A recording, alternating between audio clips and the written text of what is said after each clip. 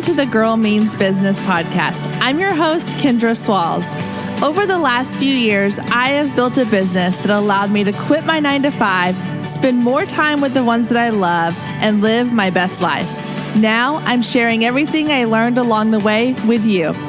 Each week, my guest and I will share actionable tips, tangible advice, and honest conversations to help you build your dream business. So get ready to take notes and put in the work because this girl means business.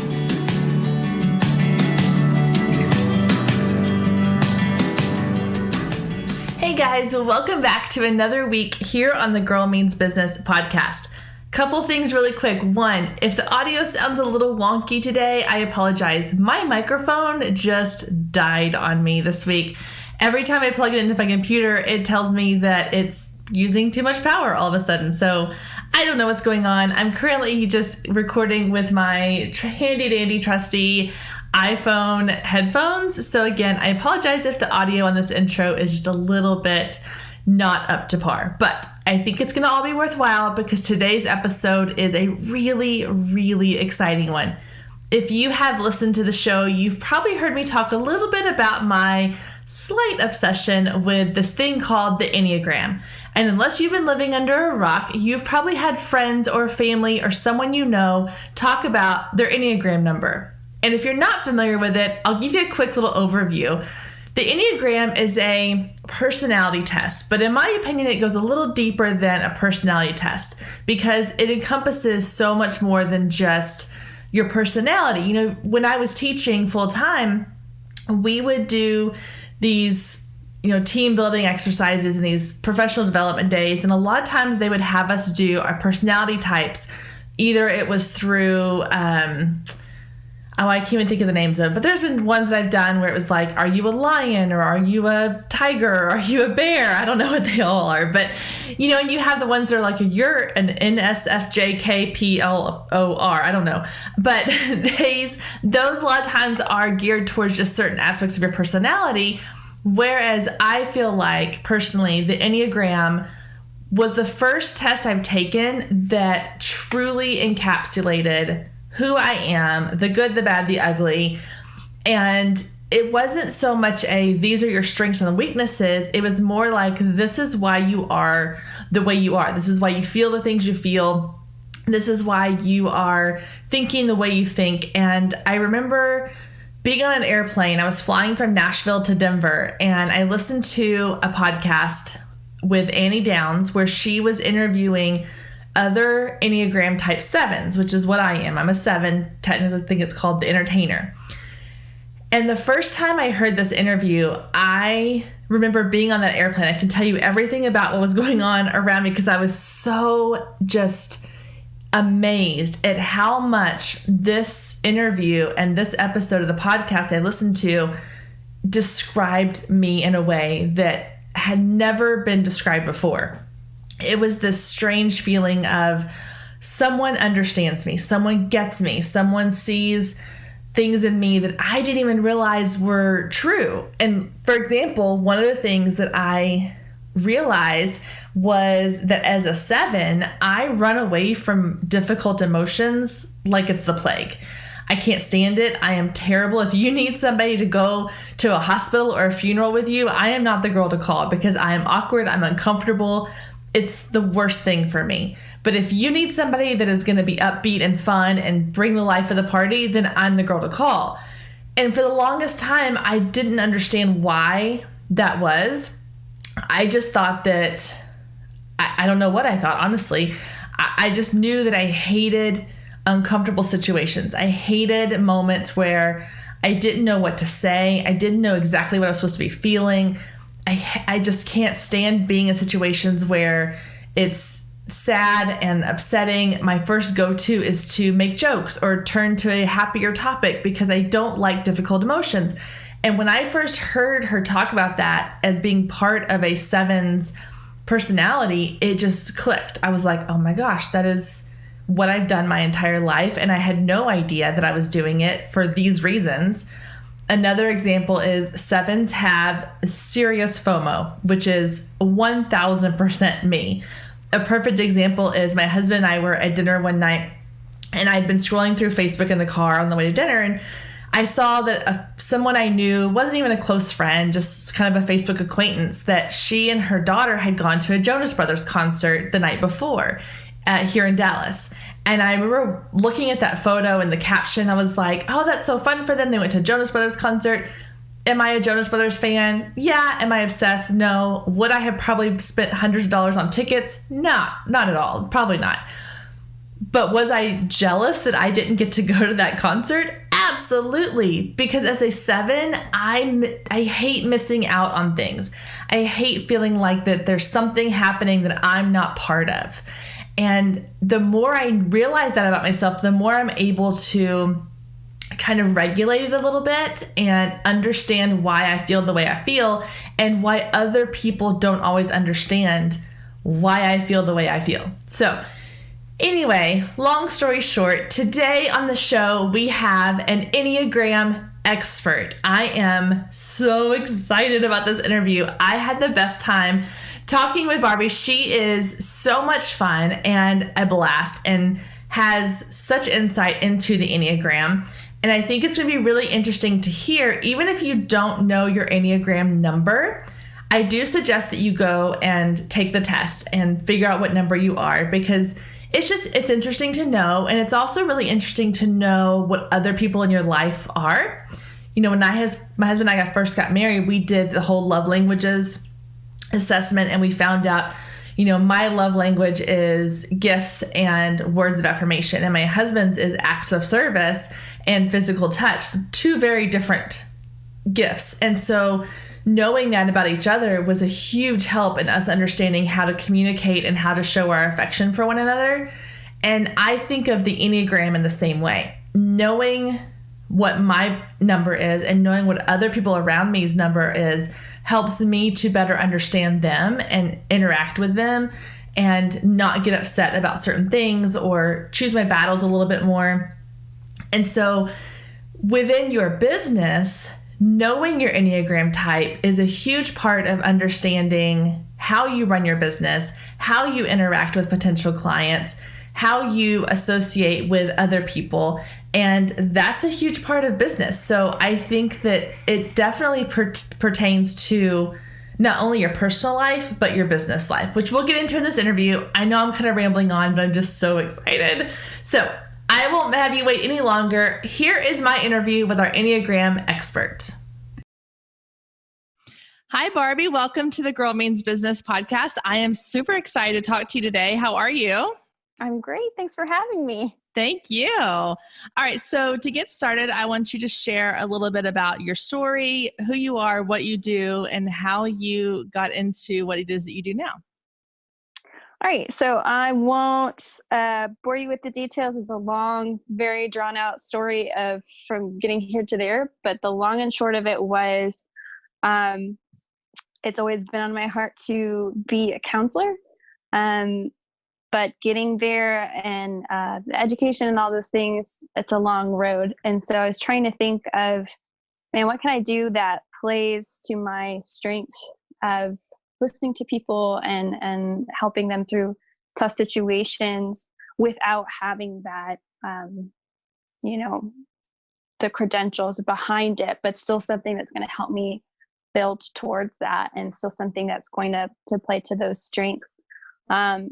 And after going through kind of a rough breakup and just asking a lot of questions of myself and of God and am I on the right path and all of those things, I kind of discovered the Enneagram in the heat of that and was like, oh my gosh, this is an amazing tool. And then when I discovered that you could be a coach and you could teach other people about their personalities and how it just affects their world in general, I was like immediately, that's what I want to do. That's what's going to help me speak to people and counsel people without the technical counseling, counsel like. So yeah, that was what originally turned me on to it. I love that. It's so fun. I love those like aha moments when you kind of figure out like what your passion and what you want to do kind of collide. That's so awesome. So for anyone listening who has been living under a rock and doesn't know what the Enneagram is, can you give us sort of a quick little brief overview of what exactly the Enneagram is?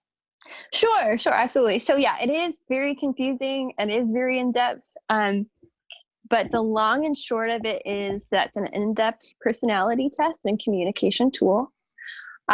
Basically, it takes you through the different characteristics of your personality, good and bad. And there are sort of three general tracks that people are on. They're either healthy and they're living their best life, surviving and thriving.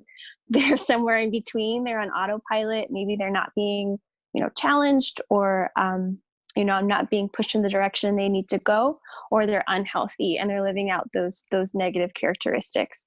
So the Enneagram is kind of walking you through how you can become healthier and how you can kind of change a negative narrative in your life and make it a positive one. That's awesome. So I first heard about the Enneagram through a friend. I think someone had posted about it on social media, and I was like, okay, I've done all kinds of personality tests from when I was a teacher. We had to do them as part of like staff development. And then I've done them in some of the mentoring class or groups that I've been in. And I've always loved the idea of personality tests and kind of knowing like what makes you work, because I think that's so interesting. It's really intriguing to me. And I actually, at one point, I wanted to be a counselor as well. Like I wanted to be a school counselor because I love helping people and talking to people. And so I think we kind of have that similar thread of these types of things are really, really intriguing. And I'm always trying to find new ways to understand myself better and understand like what makes me tick and why I do the things I do, or why anyone does the things that they do. And so I'd heard about it. I think I took an online test at one point, like one of the free ones. And I was like, okay, it gave me a number. And I was like, I don't really know what this means. I don't have time to figure it out. So I just kind of let it go. And then over the past like 6 months, I just kept hearing people talk about it, and they kept saying like, oh, well, this person's a this and this person's a that. And I was like, okay, I need to really figure out what I am. And so I took the test again, and I'm 100% a 7. And Nice. I listened to a podcast episode because I was like, I don't have time to read through everything about a 7. So I need somebody to just like give me the high points. So I listened to a podcast that my niece had told me about, and I was on a flight from Nashville to Denver. And so I had time and I listened to it. And it was the first time that I felt like somebody was explaining me so perfectly that I was like, how is this possible? But it's 120% who I am, the good, the bad, everything. And after that, I was like, okay, I'm obsessed. I want to know what everybody in my life is. I want to know like what makes them tick, how we work together. I just became like addicted to the Enneagram. So I'm super, super excited to dive in a little more with you today, and talk about just what it is, how it works, and how it can help people listening either in their personal life, their professional life, and their relationships. Yeah, absolutely. I was the same way. I was like, I think first me and a friend was telling me about it, and she was just kind of like, yeah, I've heard about this, we should take it. And we took some like crappy online test by some random person, and we were like, it basically kind of took you through like all the negatives of your personality. So like our first taste of it was like, man, this just makes me feel like horrible about myself. Like this sounds like the worst. So we kind of disregard it. We're like, that's stupid, whatever.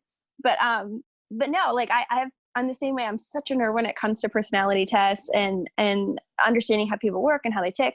And so I've just taken everything at this point in time on my own or through classes. And I didn't really understand what made the Enneagram different from something like the MBTI or StrengthsFinder or any of those other ones, until I kind of started to learn more about what they call like the shadow sides, which is like the negative parts of your personality. But the real beauty in that, and it's not to make you feel crappy or guilty or whatever, the real beauty in that to me is, I don't know about you, but I kind of always had this assumption that there's always some, personality type that was like a unicorn, and they were just like out there killing it. They're like the CEO of a company, like they're just very bold and brassy, and they like never have any vulnerabilities or fears or whatever about starting a business or about like networking or about, any of these things, just kind of like boldly go out there and like, don't ever look back. And so like learning more and more about each type, like show me that was so untrue. Like, but in the best possible way, because you're like, oh wait, man, we're all just human. Like we all have something that's hard for us, and we might not, go around like flying that freak flag, but there's still, some secret things that are hard. And so it just gave me so much more empathy and compassion, and tried to help me see everyone through a different lens, instead of saying, oh man, they're so great and I wish they were like them, but I'm not. And, this sucks. And, they kind of suck because I'm jealous of them and whatever. Yeah, no, it's been interesting because right after I listened to that, or actually it was right before, this is how I kind of got into that podcast that my niece told me about. We had been on a girls trip to Nashville, and there was about 6 of us. And it was my sister-in-law, my niece, their best friends, and a couple other people. And throughout the whole weekend, they kind of kept referring to different people by their Enneagram number.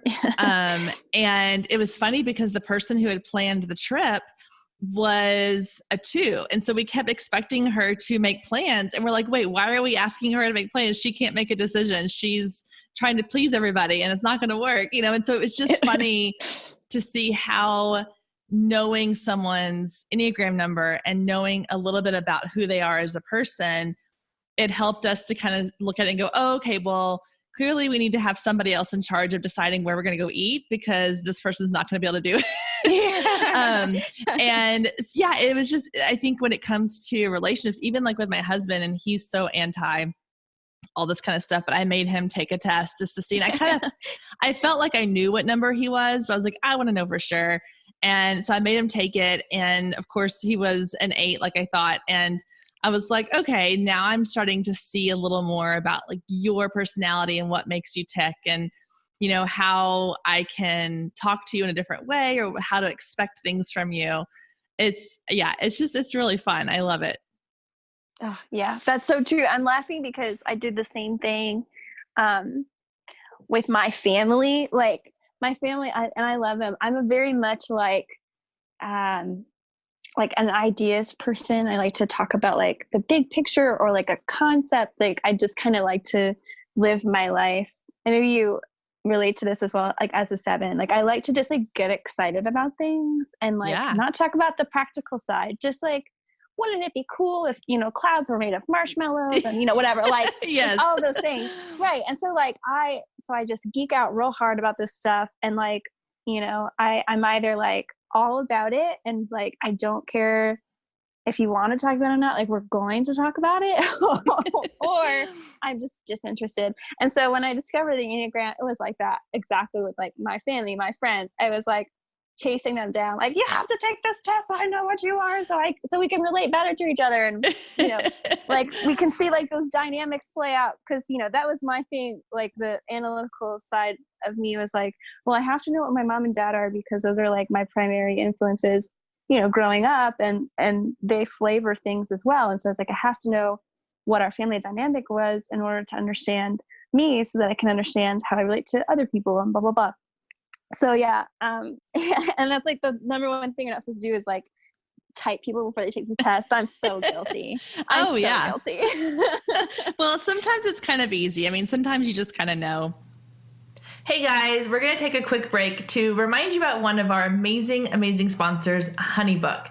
I could not run my business without the help of HoneyBook. They are an incredible support system for my business, not only helping me to organize my clients, my projects, all of the information I need for every session and activity I have scheduled, but they also help me keep everything organized when it comes to my finances.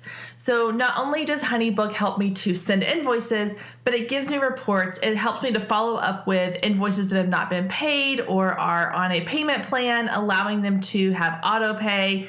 There's so many features inside of HoneyBook that it is ridiculous. So HoneyBook is offering the Girl Means Business listeners 50% off your first year when you sign up. You can also get a free trial. So if you head to today's show notes at girlmeansbusiness.com/episode 36. Not only can you get the link to try out Facebook and sign up for your 50% off discount, but I'm also going to share a link with you that shows you the behind the scenes of how I use HoneyBook for my business.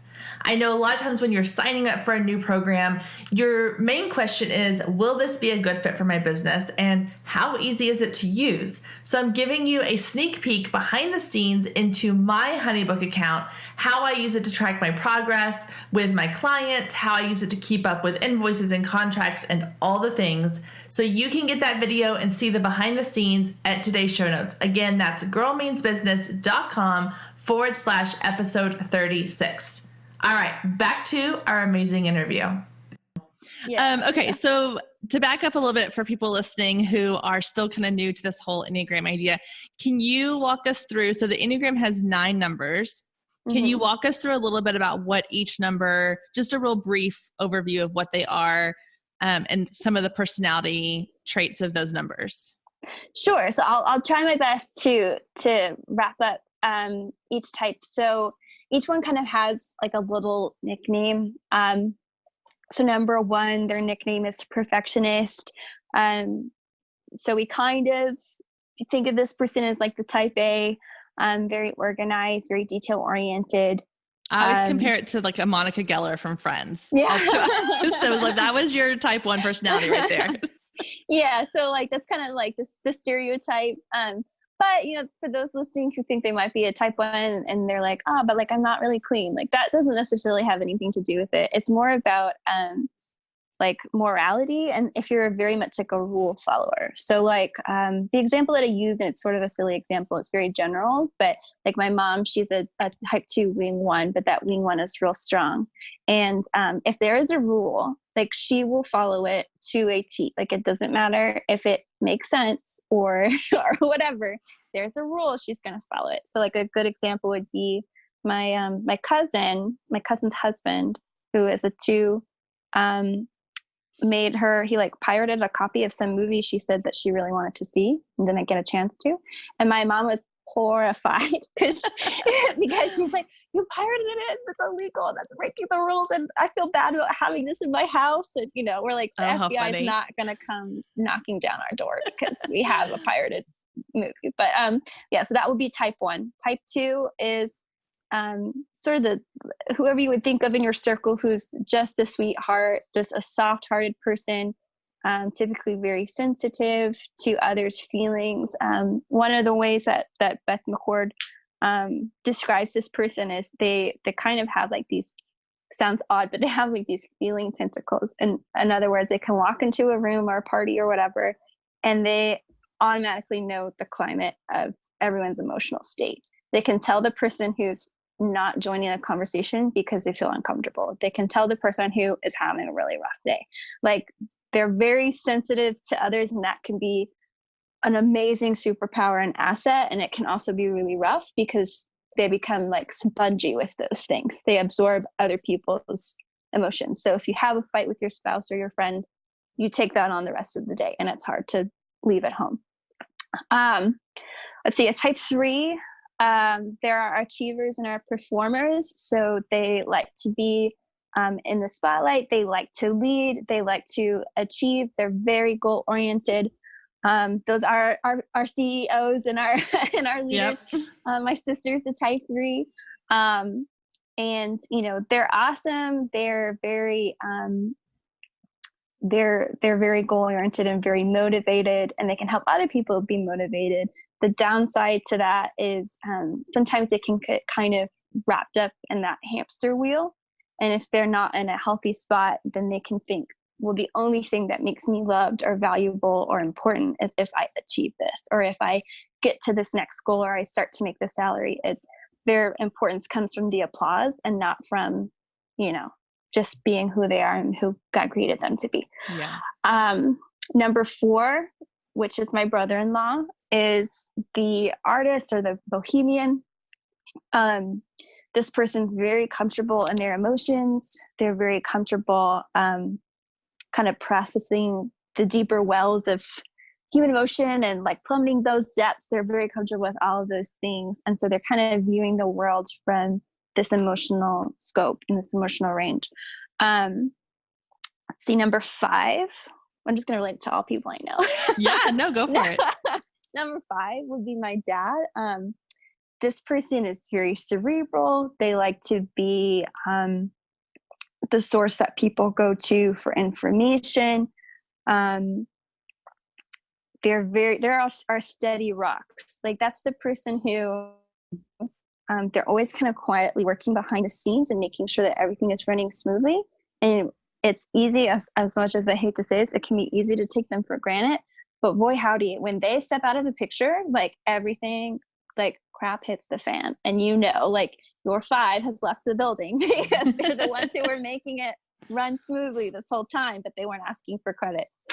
And I will say, I think when my husband took the test, I want to say he was actually maybe a 5 wing 8 or either 8 wing 5. I can't remember, but I know he had those 2 were his strongest, but I feel like he might be more of a 5. So anyway, continue. Yeah, for sure.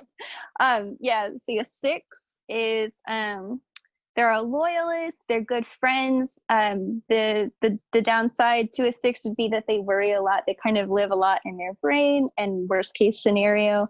But they're also the people who, like, again, like they're our bedrocks. Like they're loyal to the end. They're really good friends. 7s, they're like our fun people. They're nicknamed the entertainer. They kind of buoy everybody up. They're very positive. One of the things that Beth McCord talks about with 7s is that we kind of rely on them to carry the group as far as morale goes. So, and it's funny, again, talking about group dynamics, like if you have a bunch of people over, but like your typical 7 is missing, like that's very much felt. Like, my mom, she tells the story about, they had this small group, people come over and, read a book of the Bible or something and go through it together or whatever. And so they kind of have homework each week. And she said they had kind of like their fun couples were out of town or something that week. And so she said all the people that came, they were kind of the more studious types. So they came and their homework was done and they did what they were supposed to do and it was great and, whatever. And they all showed up on time. But she's like, but it wasn't the same because we didn't have like our fun couple. Like it wasn't a party. Like everyone was very studious and they did what they were supposed to do. But like it was not as fun as it was when like their 7s were there. So yeah. And then let's see, 8s are our leaders. I like to call them our M&Ms because they are kind of crunchier on the outside. They might have that hard shell on the outside, but on the inside, they have a really deep heart for justice and a really deep heart for caring for people who can't care for themselves. So they might kind of have this real tough exterior where people look at them, they're like, oh, that person's kind of intimidating. And like, they have a real strong energy, but like really at the heart of everything that they do, they want to protect people fiercely. So really they're all goo on the inside. You just have to keep tapping away. But yeah, and yeah, that's all the types. Oh wait, did you tell you at 9? What about 9s? Oh right, I knew I forgot someone. I was like about to go to 10, and I was like, there's not a 10th one. Yeah, so 9s, that's what I am. They're called the peacemakers. They're kind of similar to a 2 in that they're soft-hearted. The difference is with the 2, they're kind of constantly reaching out to see what people need, while as 9s are the ones who are stepping in to kind of smooth things over. So if there's a conflict or 2 people aren't getting along, they're the diplomat. They're the person who's seeing each person's side and saying, hey, this is where this person's coming from. This is where this person's coming from. You 2 kiss and make up, So very much like it just makes sense. When I was reading my type, I was like, well, no wonder I want to be a counselor. Like all the suggestions were like things like social worker, counselor, whatever. Mm-hmm.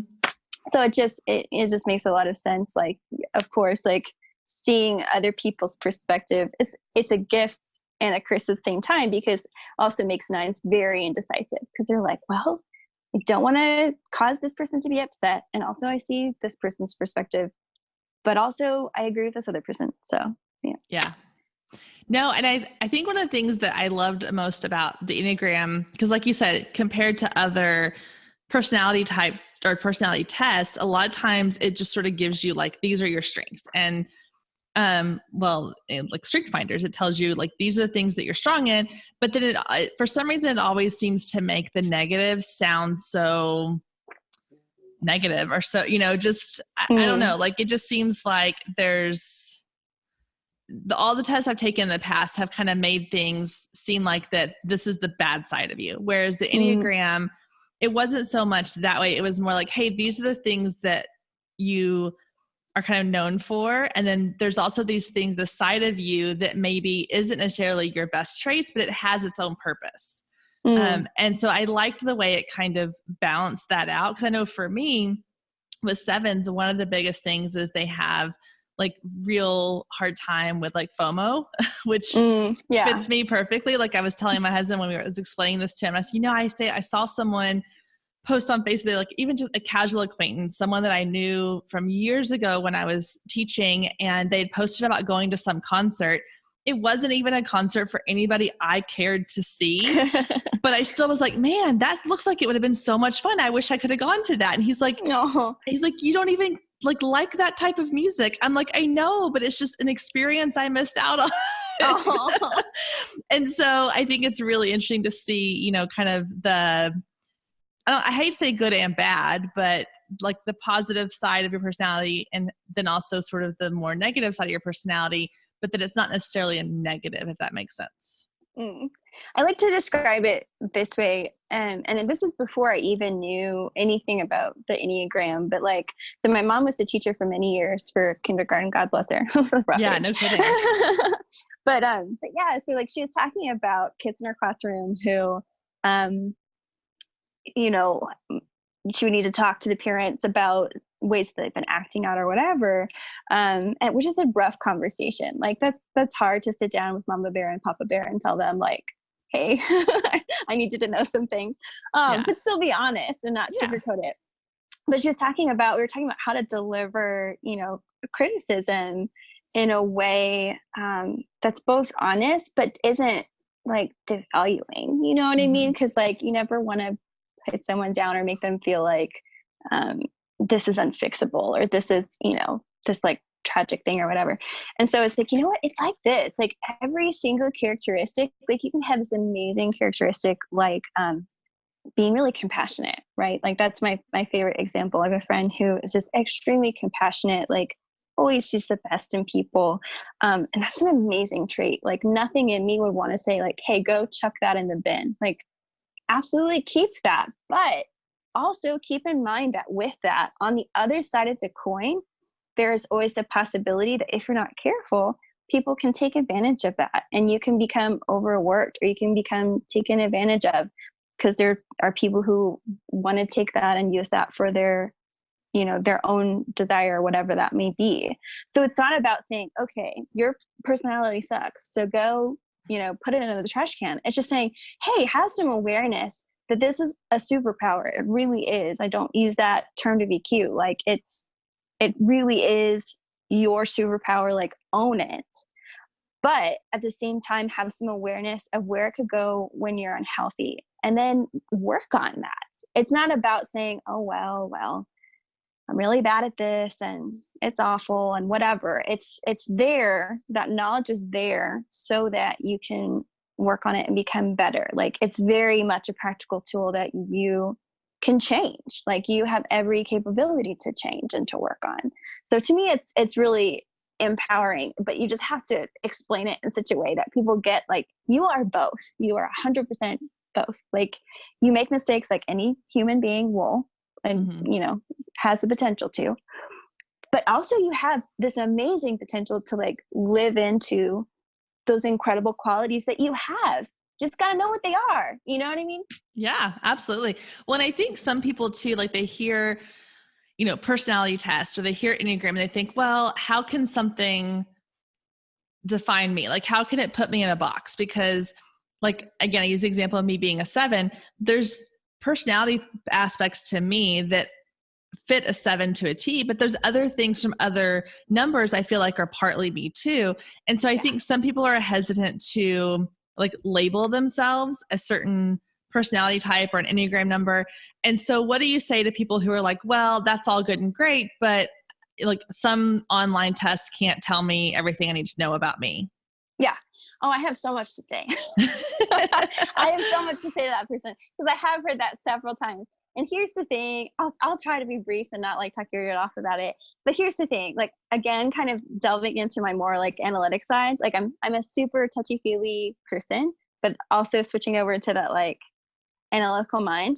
Like, as much as it would be ridiculous for me to claim that a man-made personality test can tell me everything that I will ever need to know about you, right? That would be crazy. Like, I don't know what you ate for breakfast this morning. I don't know what kind of clothes you like to wear, what your favorite ice cream flavor is, like all of those things. As much as it would be ridiculous to claim that this just covers all the ground of a human being, because that would be impossible.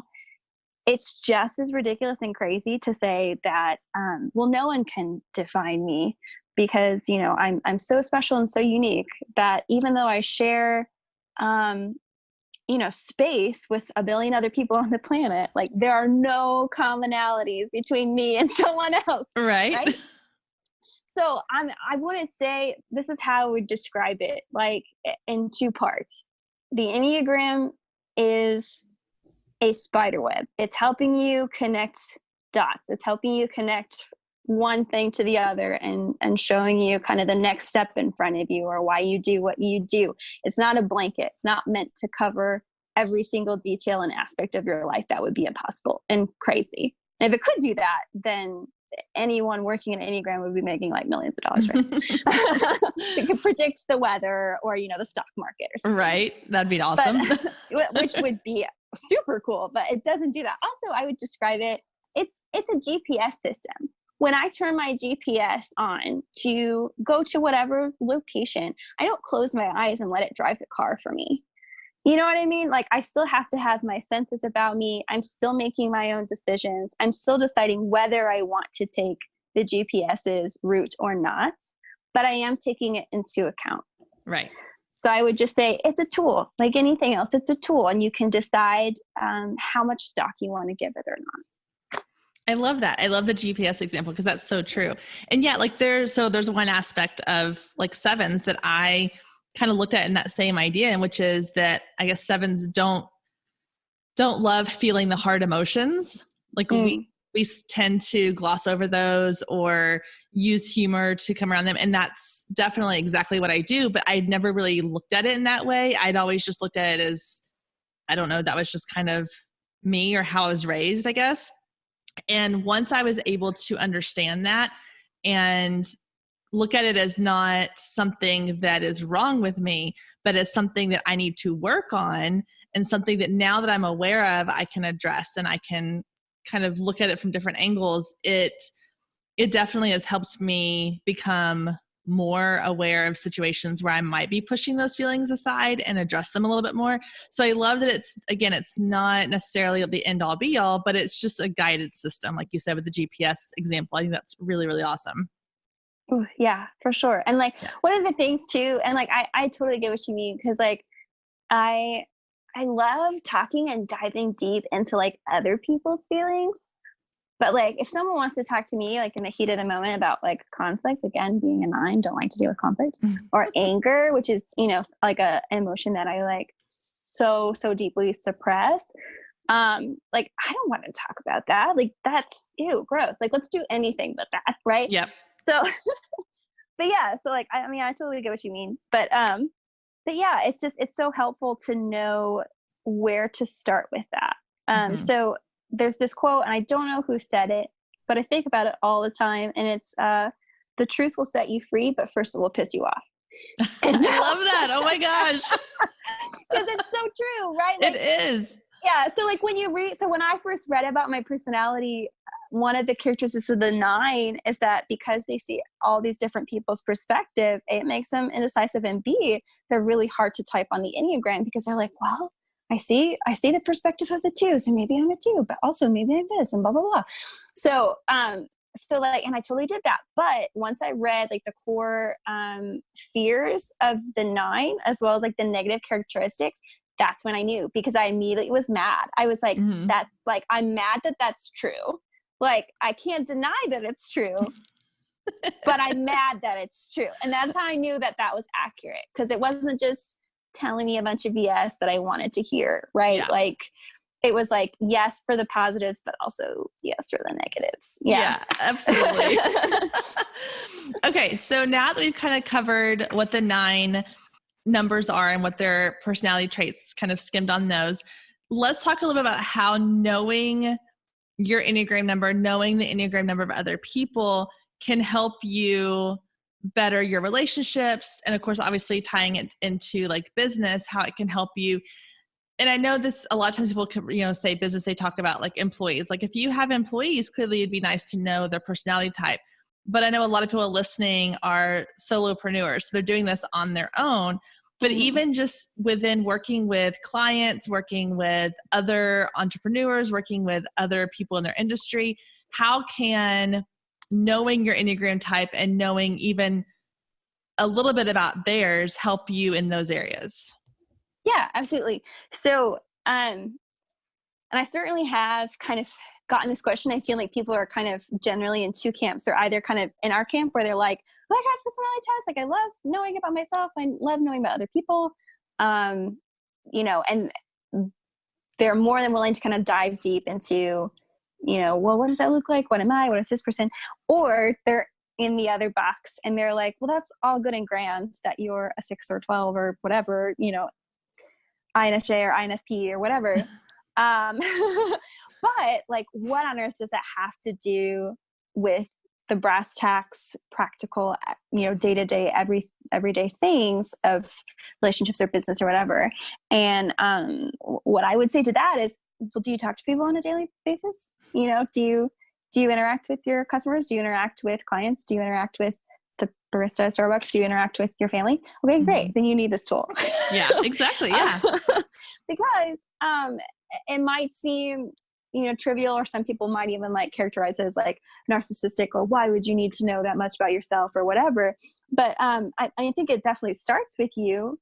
But eventually too, it carries you onto other people. It carries you onto the dynamic that you have. I have this book in front of me, and although it's not an Enneagram book, there are similarities in that they talk about people's motivations and how to motivate people. So if you are in a business where you have employees, or you're, maybe a solo entrepreneur who's trying to team up with another business or trying to get clients or whatever, and it goes through a lot of people's motivations very similar to the Enneagram. And I've really found it helpful. It's called Dealing with People You Can't Stand. Oh my gosh, I love that title. Yeah, it's really awesome. And it's by Dr. Rick Brinkman and Dr. Rick Kirschner. I hope I'm saying that right. But yeah, what I really loved about it, and it's very, I'm someone whose imagination needs to be captured quickly. Like if you give me a lot of detail, like I've tuned you out, I'm bored. So this book is like super get down to brass tacks. This is what it is.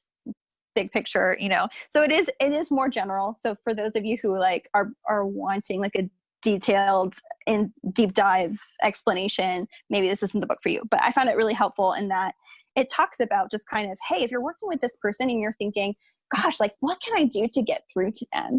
I just don't seem to be communicating with them very well. Or I really, really want to motivate my client, or I really, really want to motivate the person I'm working with to do this kind of work.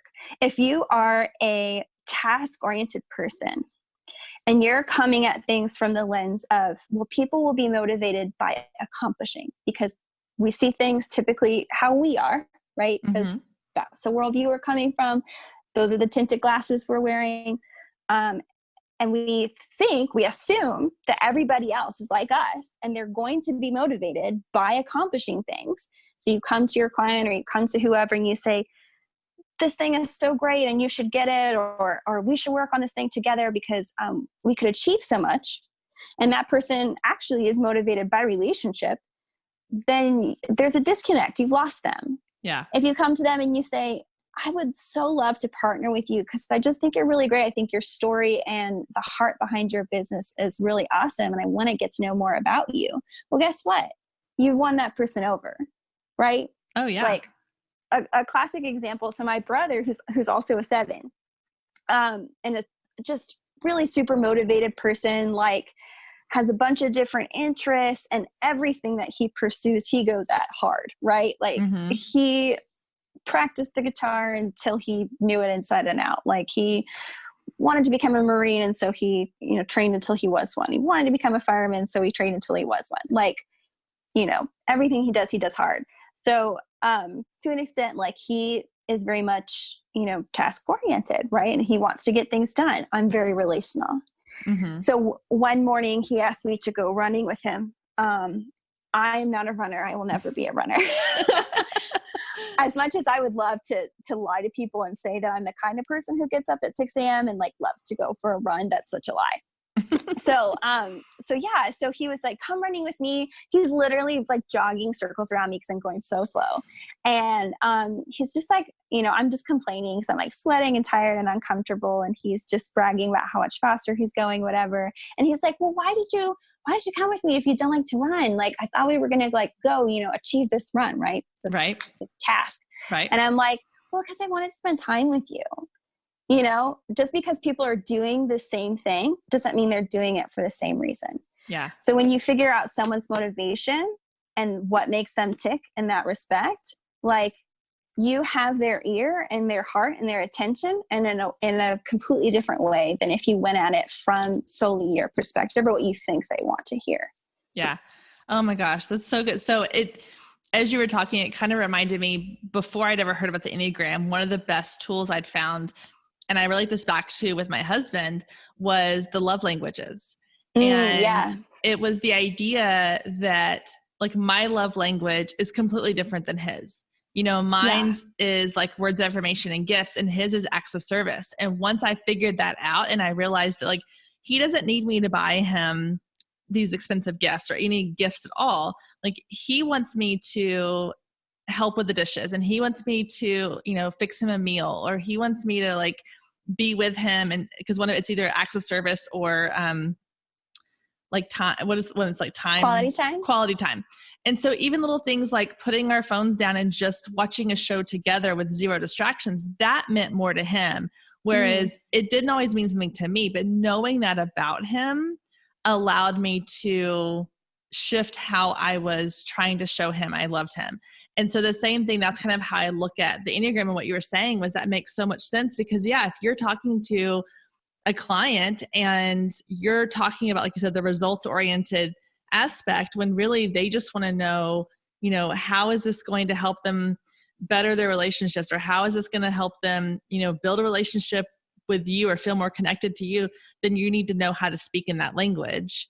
I think that's really, really a huge key piece. And for anyone that's listened to the podcast, and I think you mentioned this, you listened to this one, the episode 2, all about your ideal client, even adding in, what Enneagram type are they, can help you know how to speak to your ideal client even better. Because if your ideal client is someone who is a 9 and, is the peacemaker and who doesn't want to ruffle feathers and who likes to, kind of be there for everybody else, then you need to be speaking to them in a way that's going to resonate with them.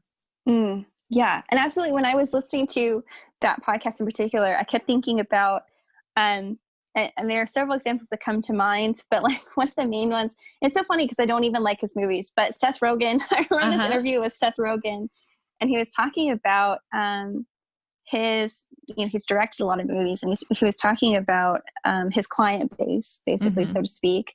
And he's like, I don't have one. He's like, I don't make movies with someone else in mind. He goes, I make movies that I would enjoy watching and that my friends would enjoy watching.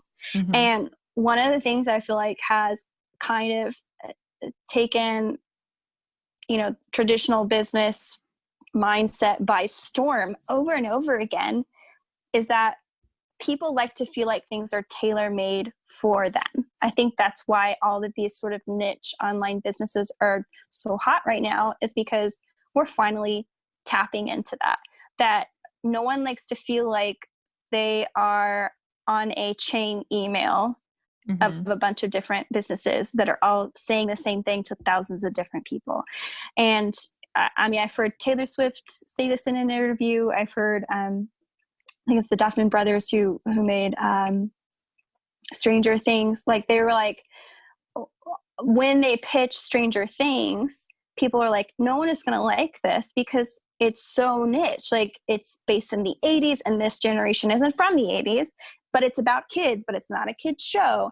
It's horror, but it's also funny. Like, they're like, it's too weird and out there and people won't like it. And all of those niche things is what people loved about it. Oh yeah. Because it wasn't for everyone, because they weren't trying to catch everyone. They were trying to catch their specific client, because like you had explained, you know, think of a specific person that you're reaching, and then you're sure to catch that person, and, you know, not 1,000 nameless, faceless people who maybe aren't that great of a match for your brand or for whatever it is that you're selling. Yeah. No, that's interesting. I love that show. My husband and I watch it, and it's true. Like, when the first time I heard of it, I was like, there's no way I'm going to like this show. Same thing with, like, I don't know if you ever watched Game of Thrones, but that's a very kind of niche show too. And I was like, there's no way I'm going to like this show. But once I started, I was like, okay, I'm clearly the person that they were at. Like the Stranger Things. I mean, I was raised in the 80s. I was a kid in the 80s. Like, I resonate with those things. And while I didn't necessarily love the horror part of it, because I hate scary movies and things like that. But I loved the show because it did have that balance, you know? And so the fact that there's stories like that all the time, where someone pitches an idea and it gets shot down because people think, oh, there's no way, nobody's going to love that. And it becomes this huge thing. I think that's because it's so specific. You know, you can't, nowadays, you can't have something that's this huge, broad, you know, idea, because then nobody's really going to know who it's for. And if they don't know it's for them, then they're not going to be interested. Yeah. So yeah, I think that's really smart. And I love, you know, tying it back into the whole Enneagram idea. I think that's a really great way to help kind of narrow down your niche, is to know, like, who exactly am I targeting? Am I targeting those type threes that are like the high achieving CEOs? Or do I want more of, you know, the 8s who I have to kind of dig a little deeper to really get in past that hard outer shell and make that effort a little bit more? You know, knowing that, I think, can make how you position your business and how you approach your clients that much easier to understand, as opposed to being like, well, I want to appeal to the 2s and the 6s and the 5s, you know, because then it just gets everywhere. It gets to be way, way too hard. There's no possible way to do all of that. It becomes too overwhelming. Oh yeah, for sure. And it's like, I mean, it's like this, it's like, that's kind of a weird example, but it's kind of like dating. Like, unless you know, want like 9 husbands or whatever, like, you're not trying to make everybody happy. Like, not everyone is going to like what you like. Not everyone is going to laugh at the same jokes or like enjoy doing the same things. And that's fine. It's not about trying to please everyone or trying to match up with everyone. It's about finding that one person who is a good fit and is a good match, and recognizing that not everyone will be. And that's fine. That's not how it's supposed to be, you know? Yeah. Well, oh my gosh, that's so, so good. Okay. So is there anything else you want to share or talk about with the Enneagram before we kind of wrap things up? Oof, yeah. So, I'll try to be brief. No, hey, whatever you want to share, you go for it. Yeah, absolutely. So, the main thing that has kind of differentiated Enneagram for me, and there has been a lot of aspects that I've really appreciated, but like I've said before, I looked into a lot of personality tests, you know, love and hate, different things about each of them. And Myers-Briggs will always have like a special place in my heart. But what I love about Enneagram the most is that it's so incredibly practical. There's nothing about it that, like I said, is like trying to sugarcoat people's personalities. And then on top of that, I think when you see those like positive and negative characteristics, for me, it's helped so much to see how much we just desperately need each other, and how much we desperately need to communicate and be communicated with. There's just like no escaping that. Like, no man is an island. We all need to feel loved and valuable and cherished. And I think the more that we understand each other, the easier that is to do. So I really love that Enneagram has kind of given me the opportunity to kind of skip past small talk and where did you go to school and what do you do for a living and all those things, and just get to like brass tacks of like, what are you afraid of? What do you love? You know, I'm way more interested in that than I am in what you majored in and, or, you know, the kind of person you were in high school. Like, I would way rather, know that about you and feel connected to someone through those means than through something superficial. So it's just really given me a really big appreciation for how much we need each other, how much we all need connection and to feel loved. And then just to like see like, man, each of these personality types is an aspect, is a characteristic of, you know, the creator who created us. And so, you know, if we dismiss someone and we say, well, that person's just a weirdo, they don't see things from my perspective, so therefore, you know, they don't get it or they're dumb or whatever, you know, we dismiss that characteristic of, you know, the creator. And that's a shame. Like, so it's kind of given me a newfound curiosity for life and for people. And so instead of coming at it from, man, that waiter or waitress is really snappy at me, I just can go, okay, what are they going through today? Mm-hmm. What might their personality be? Maybe someone said something to them that bounced off them the wrong way.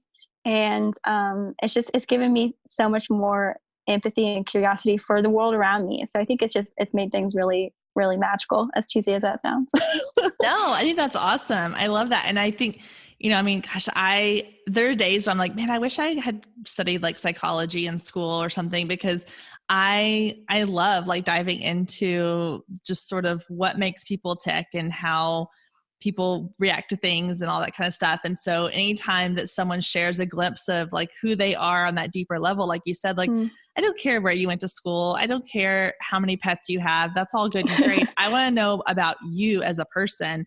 And so, you know, I've started trying to share a little more of that, like even on social media and with Instagram and stuff. And, you know, I talk about being a 7 and the downfalls of that. And I talked a while back about how it was a struggle for me when I was missing out on like this really big trip that some friends went on, and how I struggled with that. And I talk about just the fact that like as a 7 and being like the entertainer, there are times that I don't want to be the one that's supposed to bring the fun to the party. And those are the things that like I'm putting out there. I want to see people talk about that. I just had this conversation today, a friend of mine who has started up a little boutique, and she's kind of fighting the whole idea of being on social media. I'm like, you need to let people see who you are, because gone are the days where people go to Instagram and Facebook to see the pretty stuff. They go there to make actual authentic connections with people. And I get excited when someone posts something that says something about their lives that is not superficial. If they're talking about a struggle they had, if they're talking about a part of their lives that has been difficult or exciting, or, you know, what is it that makes you get up every day and do what you do? Like, those are the things that I want to see more of. And so if this Enneagram helps people share that in a way that feels less intimidating, like to know that, hey, I'm a 6 or a 7 or a 9 or a 2, and I can put that out there, and there's going to be other people who get that because they're also those things. I think that's such a great thing for people to have, to know that, okay, I'm not alone in the fact that I feel this way. I feel this way. And there's a whole other group of people out there who feel this way, because there's only, 9 numbers in the Enneagram. We all are going to fit into one of those 9 numbers, which means there's going to be a lot of other people who are similar to you. And so I would say, if anything, encouraging people like, hey, share more of that. Get on there, take the test. I'll link to some, if you'll send me some links for tests people can take online, I'll put them in the show notes. And go take the test and share with us, like, what is your number, and tell us a little bit about why you think that makes you who you are, because we'll find people that can relate to that as well. Yeah, absolutely. Awesome. Thank you so much for chatting with me. I was so excited to talk to you. I'm so glad that I came across your information. And actually, thank you to Summer for sharing your information, because that's how I found you. So Thank you to Summer. Thanks, Summer. Yeah. And thank you so much for having me. Of course. I loved it. And so, well, first of all, before we go, tell everybody where they can find you if they want to follow you or learn more about what you offer. Yeah, absolutely. So I offer coaching services for the Enneagram. All the tests that you're going to take that are free are a condensed version of the tests that I would give you through my coaching. So so the most in-depth, and some would say most accurate, is going to be from the Enneagram Institute. Everything else is going to be a condensed version. But you can find me on Instagram. Go to bigpicenneagram. And you'll see me, or I'll put my personal account on public again so that you can find the link to that as well. But or Barbie on Instagram. I have a website. It is coming in the new year. Not quite set up yet, but it will be by New Year, and you can find pricing and more info there as well. Awesome. Well, yeah. Well, and I'll have all that information in the show notes so people can go and just click on it and check it out. And well, thank you so much for joining us today. And we'll talk to you again soon. All right. Thanks. Oh, that was so much fun. A huge thank you to Barbie for taking the time out of her day to chat with us. I truly loved learning so much about the Enneagram and all the different numbers and the qualities and how we can use it to help us personally and professionally. So I want to ask you a big favor. Will you head over to the Girl Means Business Facebook group and then just request to join if you haven't already, and then share with us your Enneagram number. I want to know what number you are and how it affects you in your business, or if this is all new to you, just what you've learned from it. I think it's so interesting to hear the different personality types, the different numbers, and how we think differently and view the world differently. It's such an interesting conversation starter for me. So please head over to the Facebook group, share with us your number and anything insights you've learned from this episode or from any other Enneagram episodes you've heard on other podcasts. I'm always open to learning about new things and hearing more about the Enneagram. All right, ladies, that does it for this week. I hope you have a wonderful, fabulous week, and I will talk to you again next week, same time, same place. Bye, guys.